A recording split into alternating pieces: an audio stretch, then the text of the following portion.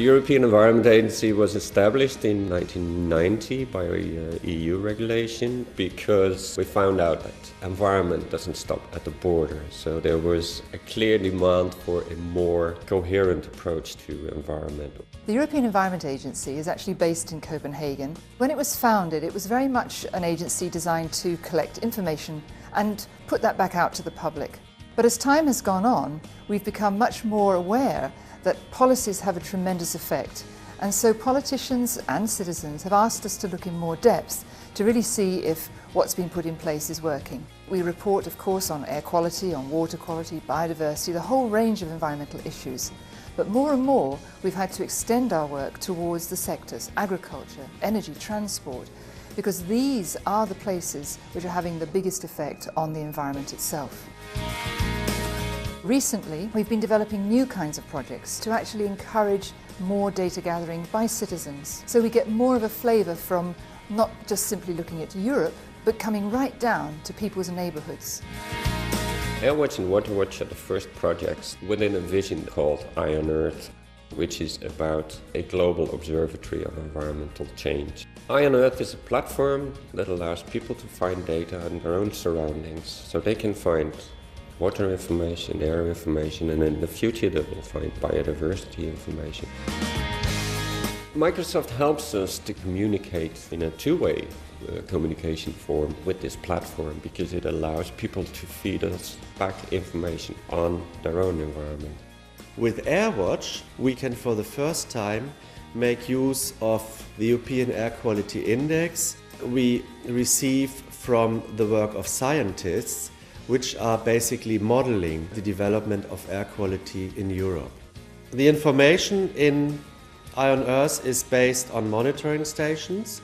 In the area of basin water, we have around 22,000 monitoring stations. On air, there are a good 1,000 stations from 35 different data providers. In summer, we saw a lot of traffic coming up, and that is something we were not really geared to in this organization. We chose to go for Windows Azure because it offers us much more flexibility than any of the other technical solutions which are available. So Airwatch, being built on a scalable platform like Azure, helps us to cope with those peaks in summer seasons. The application is being built using all the European languages, so we have more than 20 languages we can provide for the user interface. We're using obviously Azure simply because of scalability reasons, and we're using SQL Azure, we're using Bing Maps, and we're using Silverlight 3.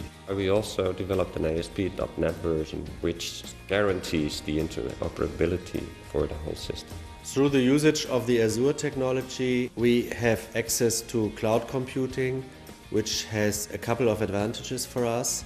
One advantage being to be more flexible regarding the amount of users. Another advantage is that we do not have to provide ourselves the whole IT environment for the application. Climate change is affecting us all, and we can only adapt to climate change if we know the facts. Our goal is to provide people with the data so they can make the decisions themselves. One of the special projects under the Eye on Earth vision is the Atlas of Environmental Change, where we actively go out and speak with people who are either suffering from climate change or have solutions on climate change. All across Europe, there are communities who are responding to the challenge in an incredibly positive way. And so this is a very novel idea where we bring those satellite images right down into the sort of local farm and tell the story of what's happening on the ground against this backdrop of the changing face of Europe with climate change. And so this atlas, I think for the first time, will be personal witnesses all the way through to how you can see it from space. So I think it's genuinely a unique style of telling the story of what's happening to Europe.